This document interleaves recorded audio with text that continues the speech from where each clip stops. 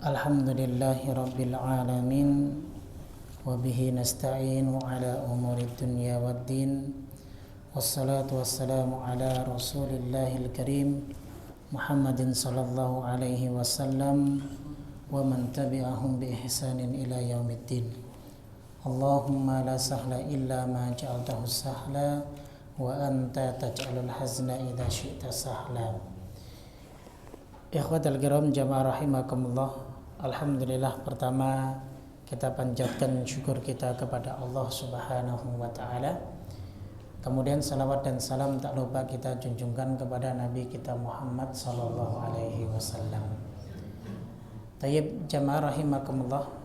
Kita lanjut kembali masih pembahasan tentang salat, dan kita akan membahas pada malam hari ini insyaallah yang masih ada kaitannya dengan waktu-waktu sholat, di mana pembahasan kita adalah tentang adzan dan iqamah.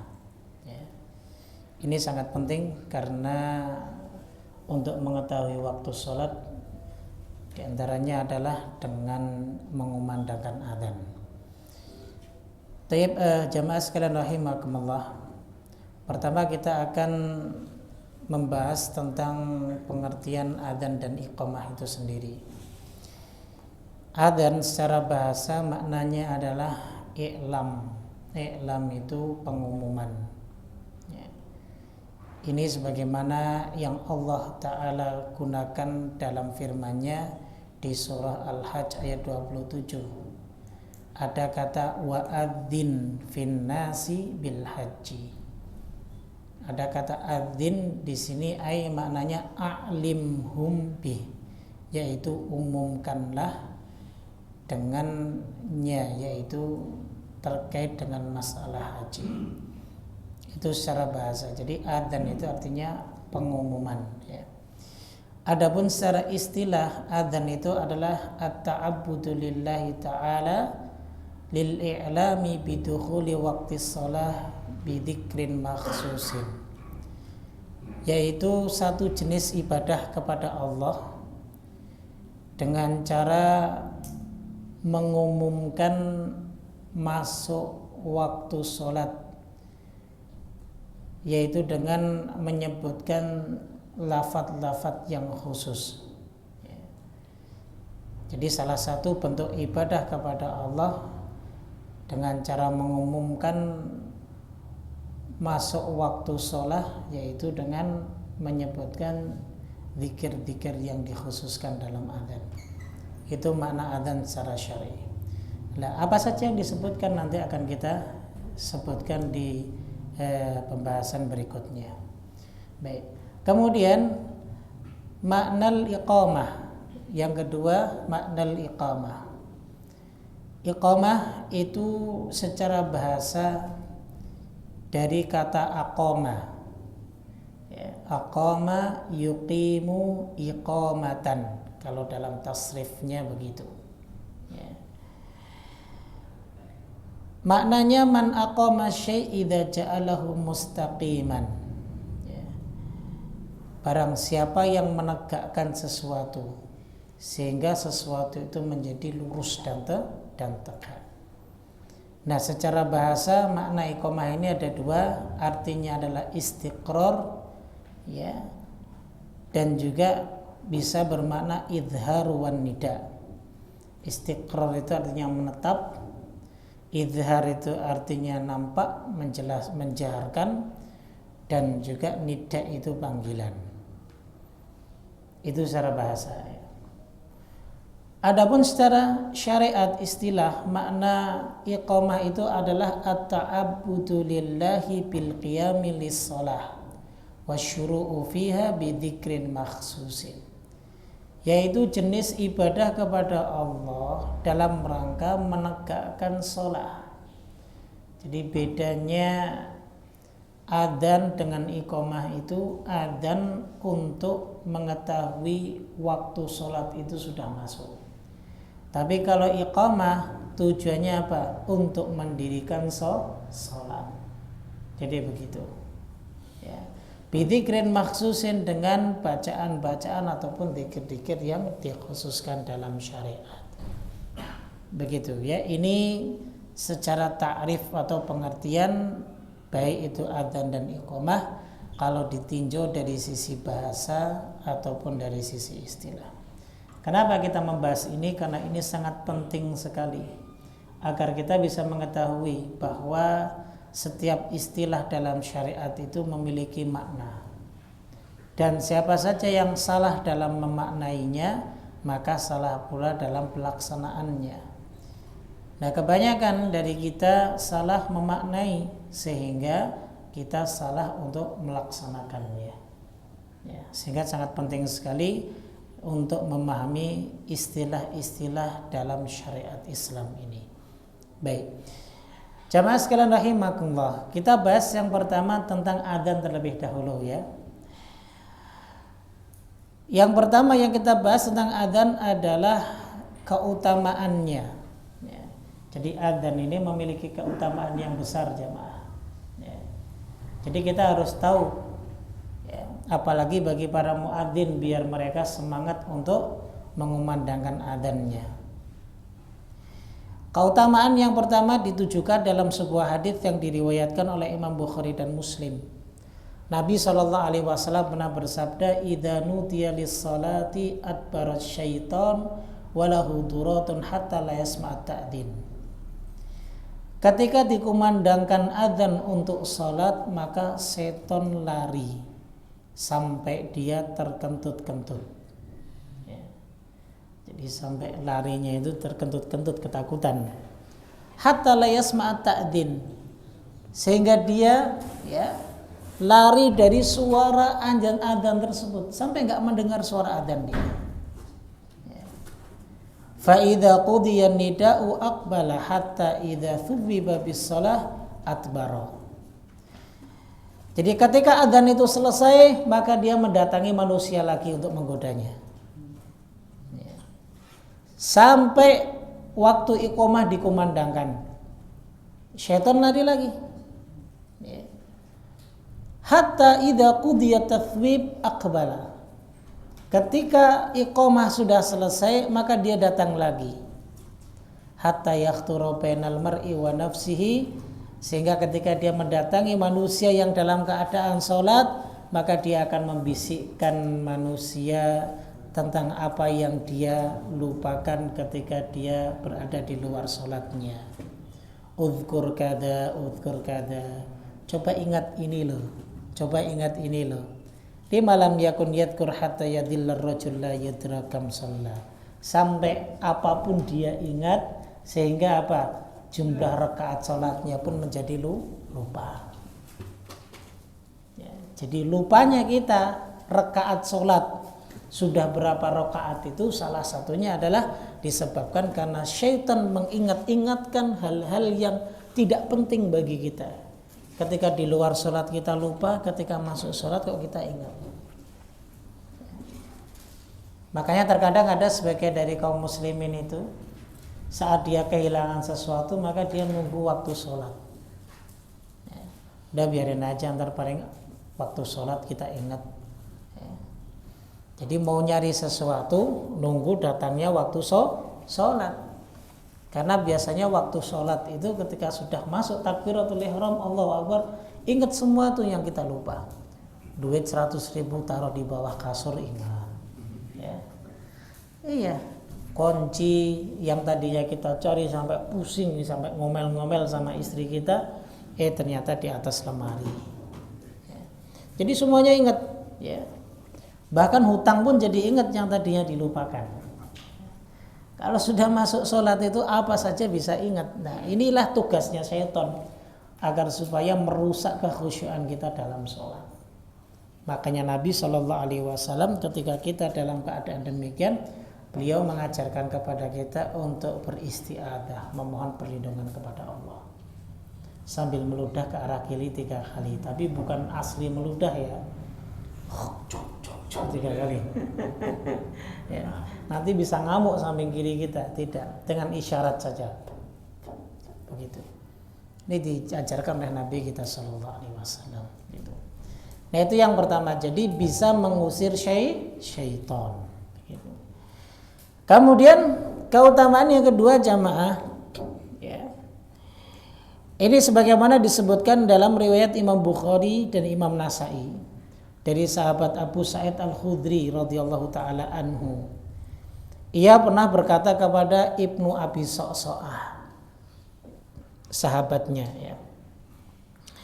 Nah, Ibnu Abi Sa'sa'ah ini seorang yang punya kambing dan dia suka menggembalakan kambing. Ya. Abu Sa'id Al-Khudri berkata kepadanya, "Ini araka tuhibbul ghanama wal badiyata." Kok saya ngelihat kamu itu suka sekali sama kambing, ya. Dan juga suka untuk menggembala kambing di gurun-gurun yang jauh dari tempat tinggalmu.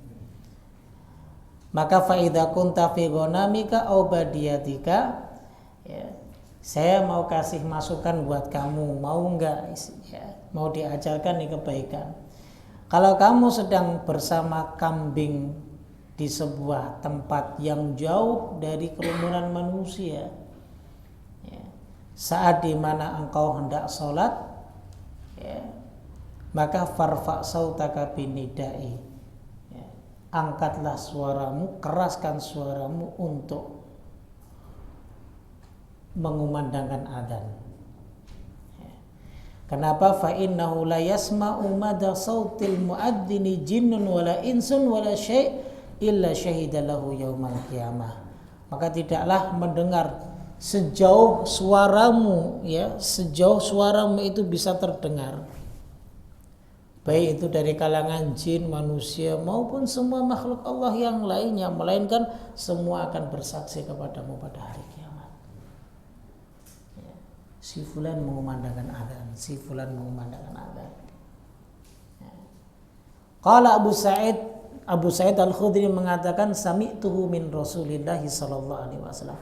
Aku mendengar kalimat ini dari Rasulullah sallallahu alaihi wasallam. Artinya adalah bahwa, ya, salah satu daripada keutamaan adzan itu, ya.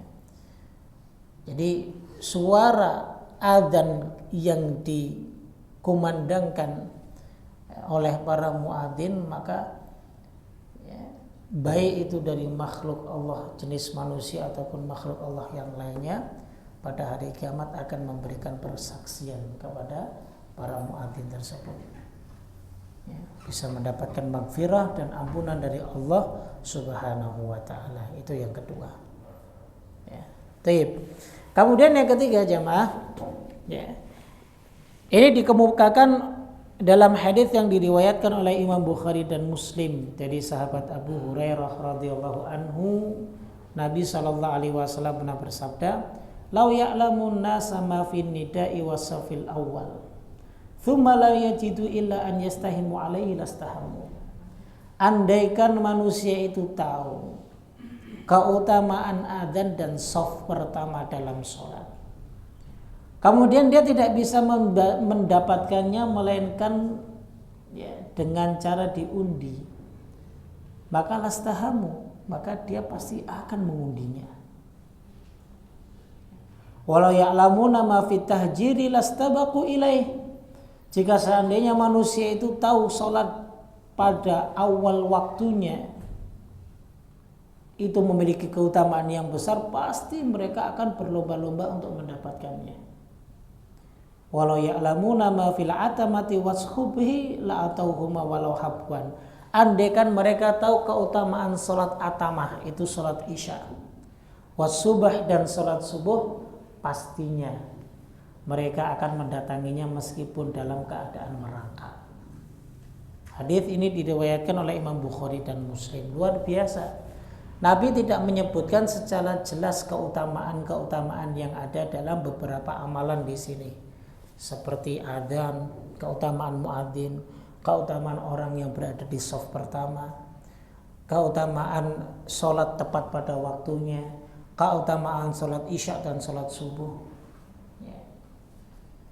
Tapi Nabi SAW dalam setiap kalimatnya menyebutkan, andaikan mereka tahu, mereka kalaupun bisa mendapatkannya dengan cara diundi, mereka akan mengundi. Ya. Andaikan mereka tahu, maka mereka akan berlomba-lomba untuk mendapatkannya. Ya. Andaikan mereka tahu keutamaan sholat isya dan sholat subuh, meskipun dalam keadaan merangkak mereka mau mendatanginya. Luar biasa berarti ini keutamaannya jamaah. Ya. Dan diantaranya yang disebutkan Nabi adalah mafin nidai. Ya. Kalau manusia tahu keutamaan muadzin luar biasa. Bahkan dalam satu riwayat disebutkan, dibawakan oleh Imam Muslim dan Ibnu Majah, kata Nabi SAW, al-muadzinuna atwalun nasi a'naqan yaumal qiyamah. Para muadzin itu nanti memiliki ciri khas berbeda pada hari kiamat, yaitu lehernya lebih dipanjangkan dibanding yang lainnya. Ya. Luar biasa. Kalau lehernya panjang itu kalau di dunia, Pak. Ya. Kalau seorang wanita Arab, kalau lehernya semakin panjang semakin mahal harganya. Ya. Wanita Arab lehernya semakin panjang semakin mahal harganya. Makanya ada satu syair yang menyebutkan fulanatun ba'idatun mahwal qutri. Seorang wanita yang diidam-idamkan itu adalah wanita yang memiliki leher yang panjang. Ba'idatun mahwal qutri itu antara daun telinga dengan pundaknya itu jauh. Terus semakin jauh maka semakin mahal. Itu berbeda dengan yang begini kan. Nah, kalau sudah begini ya itu perempuan mahal. Ya. Nah ini adatnya bangsa Arab ya begitu. Nah itu kalau di dunia aja seperti itu. Ya. Apalagi ini terkait dengan keutamaan kita dalam ibadah kepada Allah saat menjadi muadzin. Ya tentunya ketika dibedakan, ya leher kita dipanjangkan berarti kita lebih diutamakan dibanding yang lainnya. Begitu. Baik. Kemudian yang berikutnya di hadis yang kelima, tadi hadis keempat kan tentang panjang leher ya. Ini salah satu dari keutamaan adzan juga ya. Ini hadis diriwayatkan oleh Imam Abu Dawud dan Nasa'i ya. Dari sahabat Uqbah bin Amir, ia pernah mendengar Rasul sallallahu alaihi wasallam bersabda, yu'jibu rabbukum min ra'i ghanam fi ra'si syadhiyah bijabalin yu'adzinu bis-shalah. Rabb kalian ini sangat takjub sekali kepada seorang penggembala kambing yang berada di puncak bukit. Saat ia mengetahui waktu sholat sudah tiba, maka dia mengumandangkan adzan. Wa yusalli, kemudian dia sholat. Fayaqulullahu azza wa jalla, sehingga Allah subhanahu wa ta'ala berfirman, unzuru ila abdi hadha yu'adzinu wa yuqimus salah yakhafu minni. Allah banggakan di hadapan para malaikat penduduk langit, lihat nih hambaku ya. Dia mengadzankan sholat, kemudian dia menegakkan salat sebab karena takut kepadaku. Karena itulah qad ghafartu li abdi wa adkhaltuhul jannah. Aku ampuni dosa-dosa hambaku ini dan aku masukkan ia ke dalam surga. Insyaallah. Ya apalagi antum yang menjadi muadzin salat 5 waktu, luar biasa.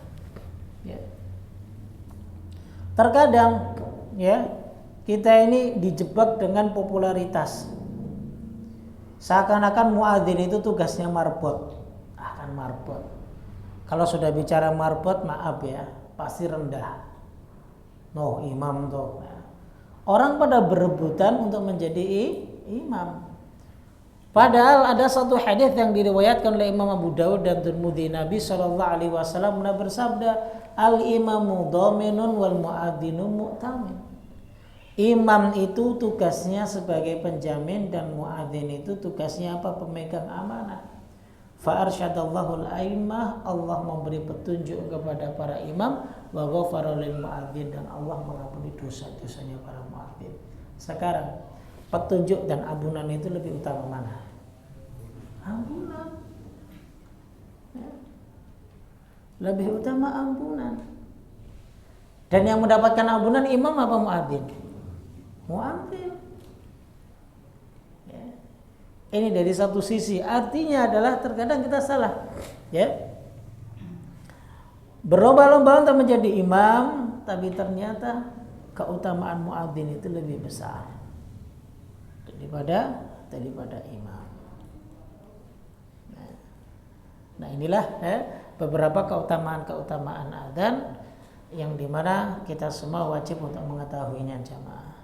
Ya. Kenapa demikian? Karena adzan ini sudah merupakan rutinitas keseharian kita.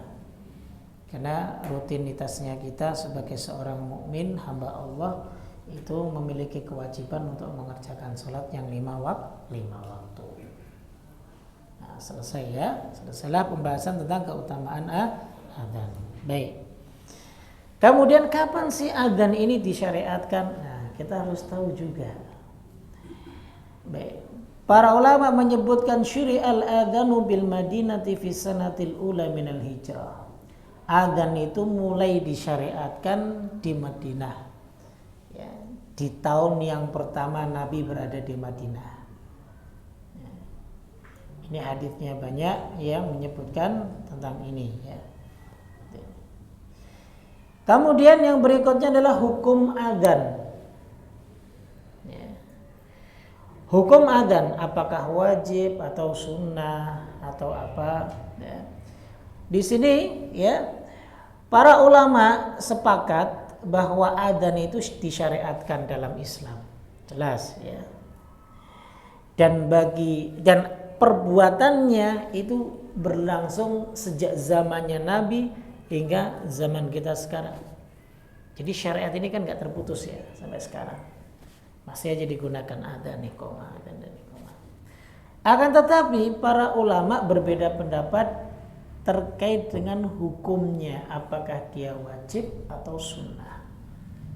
Gitu. Ya. Apakah wajib atau sunnah. Baik. Di sini disebutkan was-sahih alladhi yanbaghi taraddud fihi fi mithli hadhil ibadat al-'azimah annal adzan fardu kifayah. Jadi pendapat yang tidak perlu lagi diperdebatkan dan didiskusikan terlalu panjang ya, adalah mengerucut kepada pendapat yang menyatakan bahwa adzan itu adalah fardu kifayah. Apa itu fardu kifayah? Fardu kifayah itu sebuah kewajiban yang jika sebagiannya sudah menunaikan maka yang lainnya tidak berdosa. Tapi kalau tidak ada yang melaksanakannya, maka semuanya berdosa. Ya, itu. Makanya, falaisa li ahli madinatin aw qaryatin an yad'al adzan wal iqamah. Ya. Maka seharusnya bagi penduduk Madinah itu penduduk kota, penduduk desa, ya, hendaknya dia yang mengumandangkan adzan dan iqamah. Ya, hukumnya seperti itu. Ya. Alasannya sangat banyak sekali, ya, sangat banyak sekali disebutkan. Jadi pendapat yang yang tidak perlu diperbincangkan banyak, ya dia fardu kifayah. Nah ada sebagian pendapat lain jamaah. Ini pendapatnya Imam Malik, ya, dalam satu pandangan dia. Bahwa ternyata adzan ini hukumnya wajib. Bukan wajib kifayah, tapi wajib. Ya. Wa khassal fardiyah bi masajidil jamaat. Dan terkhusus lagi untuk sholat-sholat yang fardu di masjid-masjid yang di situ ditegakkan sholat jamaah. Wajib.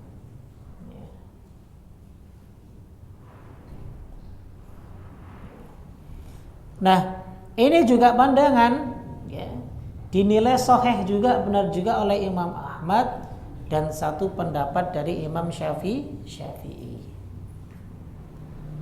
Itu pandangan yang kedua, hukumnya wajibul ain. Ya. Tapi dilaksanakan di masjid-masjid yang punya jamaah ya, dan di sholat-sholat wajib. Kemudian pandangan yang ketiga, pandangannya Abu Hanifah dan satu pendapat dari Imam Syafi'i, dan ini satu pendapat juga dari Imam Malik, bahwa hukum adzan itu sunnah muakkadah. Begitu. Yang jelas tadi kalau kita kembali kepada pandangan pertama ya, tentunya pandangan yang pertama lah pandangan yang paling kuat. Pandangan yang paling berat. Kenapa? Ya sudah tidak ada lagi khilaf perselisihan kan. Kalau sudah fardu kifayah ya sudah. Ya. Tinggal siapa di antara kita yang mau mendapatkan keutamaan tersebut. Intinya begitu. Baik ya. Ini tentang hukum masalah adzan. Kemudian ada pembahasan ya yang bisa kita ambil dari pembahasan pokok tentang hukum adzan ini. Bagaimana para musafir jika seandainya adzan itu hukumnya wajib? Apakah ia juga harus mengumandangkan adzan saat mereka mau mengerjakan sholatnya? Maka bagi para musafir ini ya, jika mengambil pandangan hukumnya wajib, maka dia wajib untuk mengumandangkan adzan setiap mereka hendak mengerjakan sholat ya, karena keumuman dalil-dalil yang ada ya. Dan ini pun ya dikerjakan oleh Nabi Shallallahu Alaihi Wasallam gitu. Ya. Meskipun ini pandangan ya berbeda dengan pandangan mayoritas ulama dan pandangannya dari Hanabilah, itu yang pertama ya. Tapi yang jelas ya mengumandangkan adzan meskipun dalam keadaan safar itu wajib. Misal kita bergerombolan safar, kemudian kita sholatnya kan telat, masuk ke masjid ya. Contoh saya datang dari Pekalongan bersafar ke Jakarta, ketemu Masjid Baitur Rahmah, masuk ke dalam, lalu kemudian ingin mengerjakan sholat zuhur yang saya tinggalkan dengan jamaah saya, maka saat itu saya juga wajib untuk mengumandangkan adzan sebelum saya mengerjakan sholat. Plus setelah adzan baru iqamah.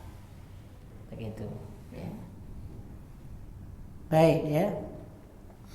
Begitu juga berdasarkan dengan pandangan bahwa adzan itu diwajibkan bagi sholat-sholat yang luput. Sama ya, sholat-sholat yang luput itu tetap harus adzan ya, karena hadis umum Nabi Shallallahu Alaihi Wasallam bersabda, "Idza hadaratis shalah falyu'adzin lakum ahadukum." Jika sholat datang, maksudnya jika sholat kamu kerjakan, maka hendaklah salah satu dari kalian itu untuk mengumandangkan adzan. Nah, jadi begitu.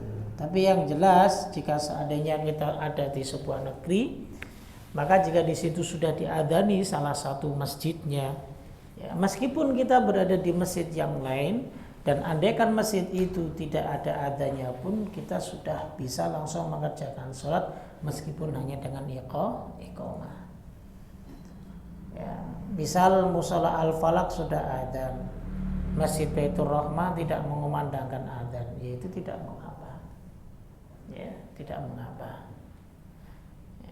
Kalau hukumnya fardu kifayah.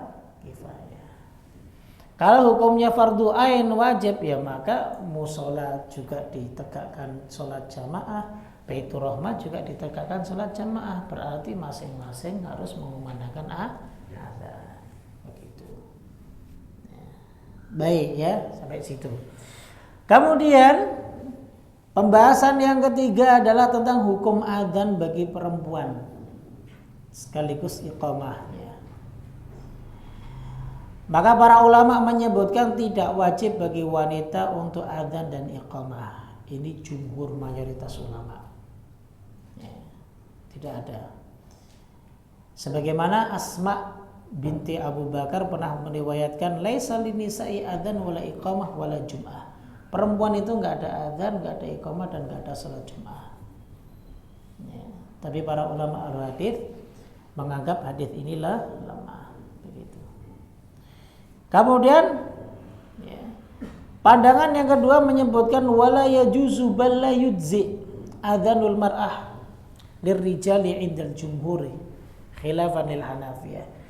Jadi adanya seorang wanita itu enggak sah kalau di situ ada laki-laki. Ya, perempuan adzan, di situ ada laki-laki yang seharusnya adzan. Kenapa? Karena adzan itu sifatnya pengumuman dan disyariatkan suaranya dikeraskan, dan bagi wanita ada larangan untuk mengeraskan suara. Jangankan dengan speaker, suara tinggi saja tidak boleh. Ya, maka bagi yang punya istri yang galak-galak dinasehati, Pak. Ya jangan keras-keras sama suaminya, dosa. Ya. Berani, Pak? Berani, Pak, insya Allah. Baik, jadi begitu ya. Walam yusma fi ayyami nubuwah wala fi sahabati wala fi man ba'dahum annahu waqa'a ta'dhin al-masyru' alladhi wal i'lamu bi dukhulil waqt wa du'a ila salati min imratin qatun. Karena memang tidak pernah ya didengar di zamannya Nabi, baik itu zamannya sahabat ataupun setelah-setelahnya, itu adzan itu disyariatkan ya dan dikumandangkan saat masuknya waktu sholat. Yang mengumandangkan itu wanita itu nggak ada ya. Jadi begitu. Jadi ini sepakat, tidak ada perbedaan pandangan. Akan tetapi mereka berbeda pandangan saat dimana wanita mengadzani dan mengiqomahi kalangan wanita sendiri, begitu ya. Maka ada beberapa pandangan, ada yang mengatakan makruh, ada yang mengatakan mubah, ada yang mengatakan dianjurkan ya. Tapi yang jelas di sini ya, ada satu riwayat Ibnu Umar radhiyallahu taala anhuma ketika pernah ditanya tentang adanya wanita bagi para wanita, maka Ibnu Umar mengatakan bahwa ya, anha adzikrillah, apakah aku akan melarang dari mereka berzikir kepada Allah? Karena adzan ini adalah zikir ya, sehingga siapa saja boleh mengumandangkannya ya. Yang dilarang itu adalah seorang wanita yang adzan, akan tetapi yang hadir adalah kaum laki-laki. Tapi bagi para wanita, khususnya wanita sendiri, dibolehkan untuk adzan, cuma sebatas adzan di dalam ruangan saja, tidak dikeluarkan. Begitu ya. Ya, wallahu taala alam bishawab. Begitu. Baik. Kemudian yang keempat adalah adzannya orang yang sendirian. Wal jama'atu bi masjidin shalla fihi ahlahu, dan di situ ya sudah di satu masjid itu sudah diadakan salat berjamaah. Kemudian kita datang, kita adzan, boleh enggak? Ya. Di sini disebutkan man shalla munfaridan bi baldatin udzina biha, barang siapa yang dia salat sendirian yang di tempat tersebut sudah diadzani. Fa in iktafa bi adzanihim ajza'ahu, andaikan sudah mencukupkan dengan adzan di wilayah tersebut sudah cukup, enggak perlu adzan lagi. Wa in adzana wa aqama faqad ahsana li idraki fadilatil adzan. Tapi kalau dia mau adzan lagi, mau iqamah lagi, maka itu lebih baik untuk mendapatkan keutamaan adzan. Begitu. Jadi misal kita masuk masjid Baitur Rahmah, salat maghrib sudah selesai, kemudian kita belum salat maghrib di situ, ya. Lalu kemudian kita adzan, Allahu Akbar, Allahu Akbar, adzan ini. Antum yang ada di Masjid Baitur Rahmah, yang ada di dalam, nggak perlu kaget. Ya, boleh enggak? Boleh. Mungkin dia ingin mendapatkan keutamaan adzan. Andaikan tidak adzan, ya itu juga boleh. Hanya iqamah saja. Mungkin untuk menghindari fitnah, karena masyarakat umumnya masih awam, belum paham bahwa adzan lagi itu diperbolehkan meskipun dia dalam keadaan masbuk atau sholat sendirian.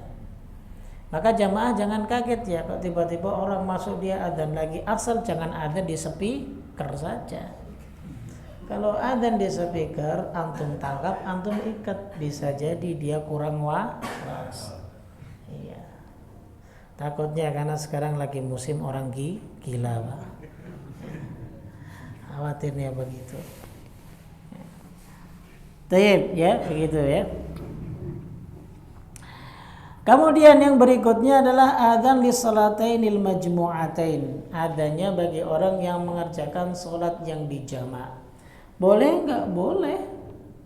Ya, boleh. Ya.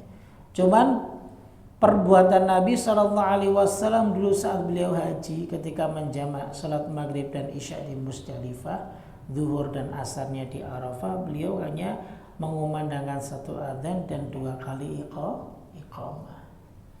Tapi kalau mau diadzani 2 kali ya silakan, itu tidak mengapa. Ya. Baik. Kemudian yang keenam, yang berikutnya ya, yang masih terkait dengan faedah dari pembahasan tentang masalah adzan adalah ma yushra'u lahul adzan minas salawat. Ya. Ini adzan ini disyariatkan untuk hanya sholat yang 5 waktu atau yang lainnya. Maka para ulama sepakat bahwa adzan ini disyariatkan hanya untuk sholat wajib yang 5 waktu. Jadi sholat sunnah nggak perlu antum adzani. Sholat apapun yang lain tidak perlu diadzani. Ya. Bahkan ada yang sampai sholat Aid, imma Idul Fitri, Idul Adha diadzani, nggak ada adzan, kecuali hanya sholat yang wajib saja. Ini pernah dituturkan oleh sahabat Jabir bin Samurah. Dia mengatakan, aku selalu ketika sholat Id bersama Nabi Shallallahu Alaihi Wasallam. Jadi bukan sekali, tapi sering sholat Id bersama Nabi. Maka bighairi adzan wala iqamah, enggak ada adzan dan enggak ada iqamah. Hadis sahih riwayat Imam Muslim. Jadi dalam sholat Id ataupun sholat sunnah yang lainnya sudah tidak ada adzan lagi. Baik.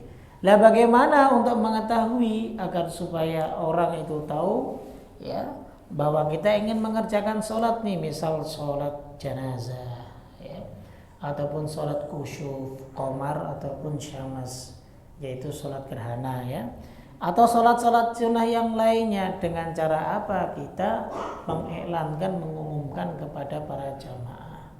Maka satu pendapat dari Imam Syafi'i, dia diserukan dengan kalimat atau lafaz as-salatu jami'ah. Ya. As-salatu jami'ah rahimakumullah. Begitu. Ya. Dan hal ini disepakati oleh mazhabnya Hanabilah, tapi hanya dalam salat Id, kemudian salat kusuf yaitu salat gerhana, salat istisqa juga. Istisqa itu minta hujan ya. Adapun Hanafiyah, Malikiyah hanya di dalam salat kusuf saja, salat gerhana saja. Ya. Baik. Begitu jamaah sekalian rahimakumullah ya. Kemudian yang berikutnya adalah syarat-syarat adzan. Ya. Syarat adzan itu dikumandangkan apa sih? Ya. Yang pertama adalah kalau sudah masuk waktu sholat. Kalau belum masuk waktu sholat ya jangan dikumandangkan adzan. Ya, itu. Jadi kita tahu dulu waktu sholatnya jam berapa. Kemudian yang berikutnya adalah niat, itu perlu jamaah. Antum mau adzan harus niatnya adzan, jangan niat konser. Ya. Niat adzan. Nah, karena adzan itu ibadah dan ibadah itu butuh niat pasti. Kemudian yang berikutnya adalah adzan menggunakan bahasa Arab, jangan menggunakan bahasa lain. Dulu kalau di Turki ketika yang memimpin Mustafa Kemal Atatürk ya, jadi sudah dimasuki paham dan pemikiran liberal, sehingga sholat pun bacaannya dirubah menjadi bacaan bahasa Turki. Bahkan adzan dirubah menjadi bahasa bacaan Turki. Ya. Coba bayangkan kalau adzan itu pakai bahasa Jawa atau Sunda, maka lebih ngeri lagi. Gusti Allah ageng, Gusti Allah ageng, kan tidak cocok. Dan itu tidak diperbolehkan dalam syariat. Allah Maha Besar, Allah Maha Besar, ya, tidak boleh. Begitu. Pakai bahasa apapun tidak diperbolehkan. Kemudian yang keempat adalah khulul adzan minal lahan alladhi yughayyirul ma'na. Jadi hindari ketika adzan itu dari kesalahan-kesalahan sampai merubah makna. Misal Allahu Akbar, yang benar kan, tapi dibaca Allahu Akbar, Allahu Akbar, baknya panjang, sudah merubah makna. Ya, hayya 'alas shalah pakai ha apa ha? Pakai ha. Hayya 'alas shalah. Terkadang karena saking pengen difasih-fasihkan buatnya hayya 'alas shalah, padahal ha masuknya ke ha. Hati-hati, ya. Atau hayya 'alal falahnya pakai ha, pakai kha. Hayya 'alal falah, pakainya ha bukan kha, ya. Jadi bagi para muadzin juga harus memperhatikan hal ini. Kenapa? Karena bisa merubah makna.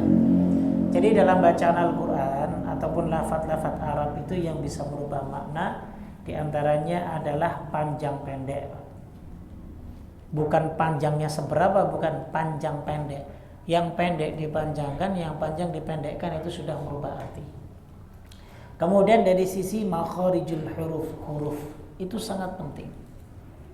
Ya.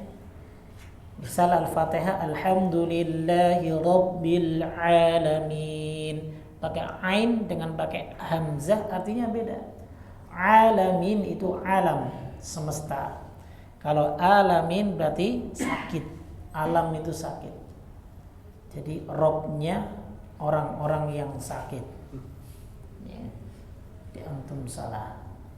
Jadi hati-hati, ya, dalam melafadzkan setiap kata dalam Al-Quranul Karim, begitu. Nah itu jangan sampai, ya, seperti itu. Kemudian yang kelima adalah tartibu kalimatil adzan, ya, harus tertib. Hayya 'alas shalah dilafadzkan setelah asyhadu anna Muhammadar Rasulullah. Ya. Hayya 'alal falah diucapkan setelah hayya 'alas shalah. Tidak boleh dibalik-balik. Ya. Kemudian yang keenam al-muwalatu baina al-fadhil adzan, harus bersambung. Ya. Allahu akbar, Allahu akbar. Ngopi dulu lah. Ngopi. Yang rokok-rokok dulu. Ditungguin itu, ya. Takbirnya baru 2 kali, belum disambung yang lainnya, ya.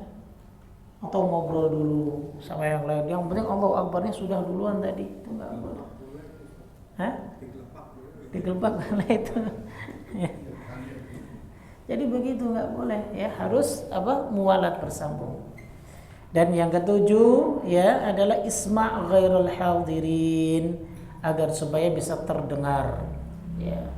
Karena memang seorang muadzin itu harus lantang, harus keluar suaranya. Allahu akbar, Allahu akbar, harus kencang, ya. Dan Allah, jangan pensiunkan muadzin begitu, pensiunkan. Ya. Tapi ada Bang Nana sini, ya, muadzin, ya, masya Allah, ya, kencang suaranya. Ya. Jadi begitu, ya. Jadi itu beberapa dari syarat-syarat adzan. Baik. Yang terakhir, ya, yang terakhir adalah sifat muadzin. Sifat muadzin.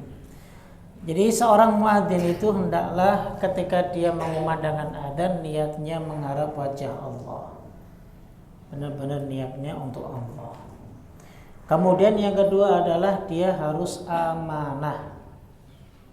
Amanah terhadap waktu sholat. Hati-hati kalau sudah ditunjuk sebagai muadzin, dia harus siap tahu.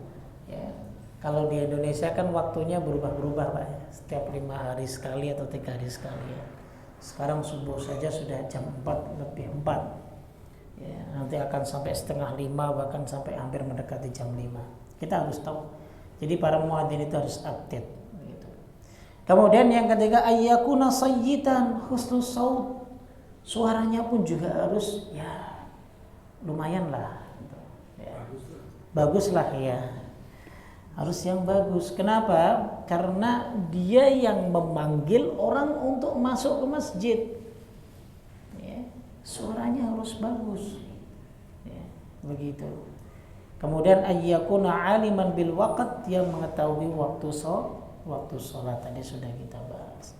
Nah, jadi begitu. Ini sifat para muadzin. Nah itu ya, jemaah sekalian rahimakumullah. Sudah masuk ya. Tinggal 1 menit lagi ya. Kita akan lanjutkan pada pertemuan yang akan datang. Nanti ada jenis-jenis lafaz-lafaz adzan ya. Lafaz-lafaz adzan itu ternyata ada banyak. Jadi bukan yang kita kenal sekarang. Makanya kalau ada orang yang misalnya adzan cuman lafaz takbirnya cuman 2 kali saja, itu ada nasnya ya. Seperti di iqamah kan, qad qamatis shalah, qad qamatis shalah, Allahu akbar, la ilaha illallah. Boleh ya. Jadi boleh. Nanti akan kita itu ada riwayatnya semuanya, nanti kita sebutkan pada pertemuan yang akan datang. Wallahu a'lam bishawab. Ada yang perlu didiskusikan Pak? Silakan. Nah, Pak Haji silakan. Saya lihat dengan mata kepala saya sendiri. Adzan kayaknya dia belum lagi wudhu. Artinya kan dia masih belum cuci. Udah gitu dia adzan nggak pakai adab yang benar ya. Saya pikir dia lebih kayak penyanyi dangdut gitu, kak ini teng-teng itu itu aja yang begitu supaya nanti saya ngasih tahunya dia rela. Itu bagian dari adab-adab dalam mengumandangkan adzan. Ya. Di antaranya nanti sebenarnya akan kita bahas pada pertemuan yang akan datang. Salah satunya adalah adab adzan itu dalam keadaan suci. Nah, nanti kemudian ada pertanyaan, boleh enggak kalau adzan tidak dalam keadaan suci? Nah, para ulama nanti akan berbeda pandangan, ya. Jika seandainya hadatnya hadat kecil, maka adzannya tetap sah. Tapi kalau hadatnya besar, adzannya tidak sah. Begitu, ya.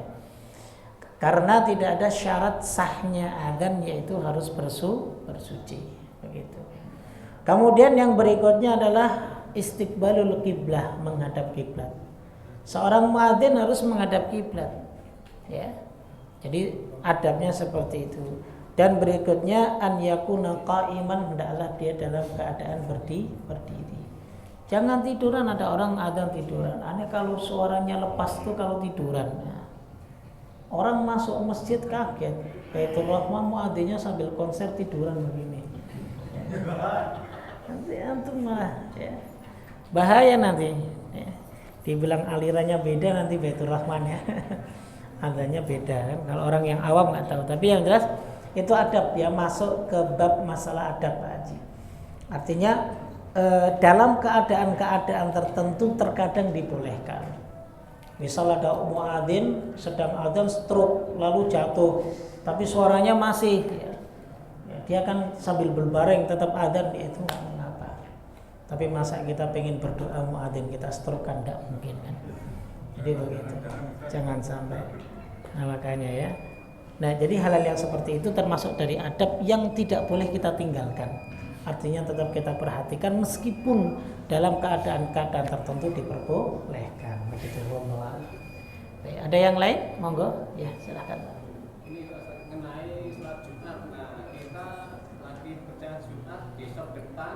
Lah, baru pertama kali dapat 1 rakaat, kita prosedurannya terus bagaimana caranya? Apa sholat ganti sholat zuhur. Iya. Misal rakaat pertama kita kan sudah bangkit kan, imam kan baca misal alhamdulillahirabbil alamin. Nah kita ketika batal langsung keluar boleh nggak? Kita di depan. Iya boleh, nggak mengapa. Karena sutrahnya makmum itu sutrahnya imam itu sutrahnya makmum. Jadi kita melewati ya, makmum di depan makmum itu diperbolehkan. Kenapa? Karena makmum mengikuti sutrahnya imam. Jadi boleh kita menerobos ke makmum boleh. Ya bagi makmum yang paham ya dia akan mempersilahkan. Yang nggak paham paling kita yang digeplak atau kita yang ditahan, nggak boleh nanti. Ya, berdiri di situ. Tapi bagi para makmum yang paham maka dia akan memperbolehkan kita ini apa? Seperti pernah kasus terjadi Nabi SAW suatu waktu Abu Bakar As-Siddiq itu mengimami sholat Nabi dari belakang. Ya, karena telat kemudian Nabi SAW sudah mengisyaratkan biarlah Abu Bakar yang meneruskan, tidak, Abu Bakar mundur. Akhirnya Nabi maju ke depan. Padahal itu kan melangkahin juga maju kan, tapi itu diperbolehkan, tidak mengapa. Sama ketika kita batal kita segera keluar lalu kemudian kita ngambil wudhu. Kalau seandainya kok kita nggak dapat nih satu rakaat terakhir itu, ya sudah berarti kita mengerjakan sholat zuhur begitu caranya ya, begitu. Wallahu a'lam bishawab. Yang lain silakan. Ya silakan. Adzan?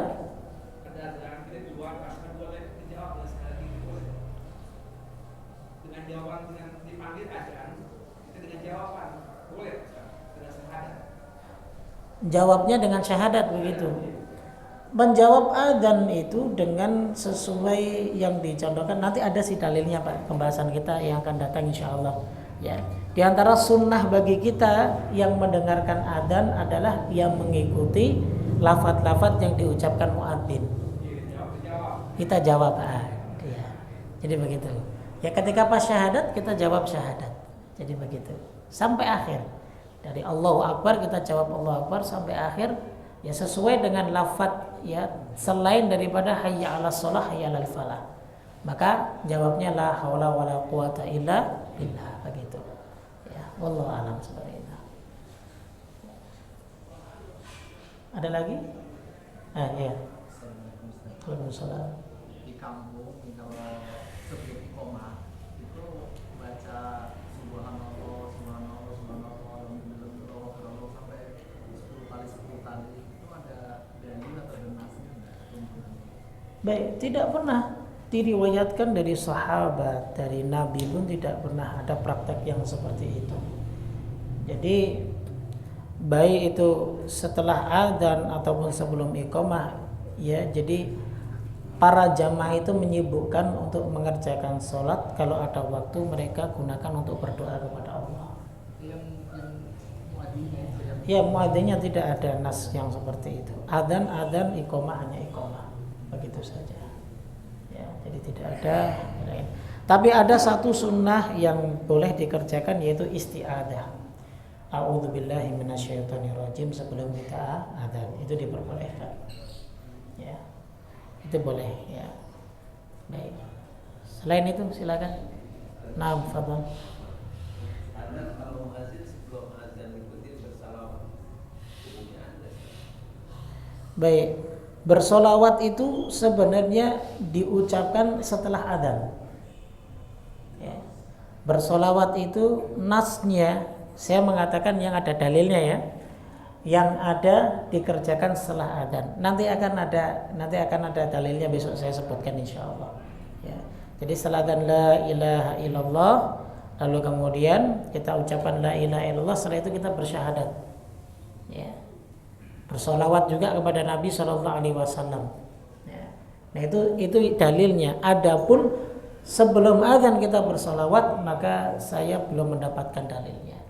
Tentunya kalau dari teman-teman itu punya dalilnya nggak apa-apa, silakan dikerjakan. Nah, gitu. Tapi sampai sekarang saya belum mendapatkannya begitu. Allah a'lam.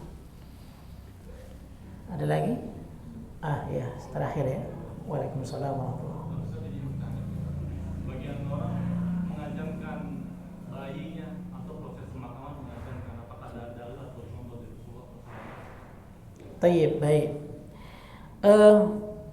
Kalau di zaman Nabi Shallallahu Alaihi Wasallam, ya, ada satu nas tentang mengadzankan bayi, tapi dalil ini dianggap tidak sahih.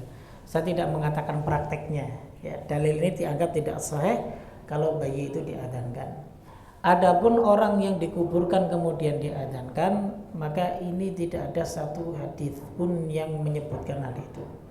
Ya, saya nggak mengatakan prakteknya ya. Nah, kembali kepada antum sekalian, ya silakan bagi yang mempraktekkan, ya monggo harus ada nas atau pendalilnya, gitu.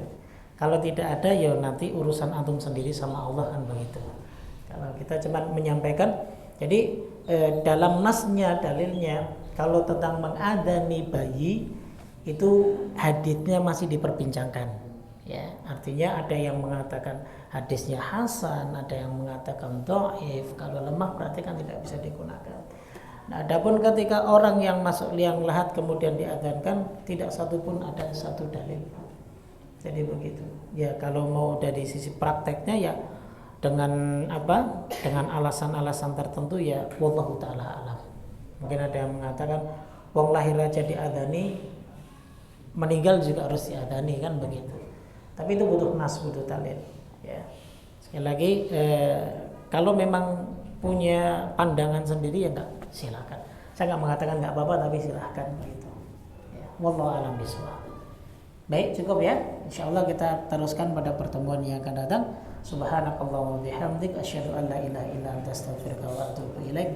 Assalamualaikum warahmatullahi wabarakatuh.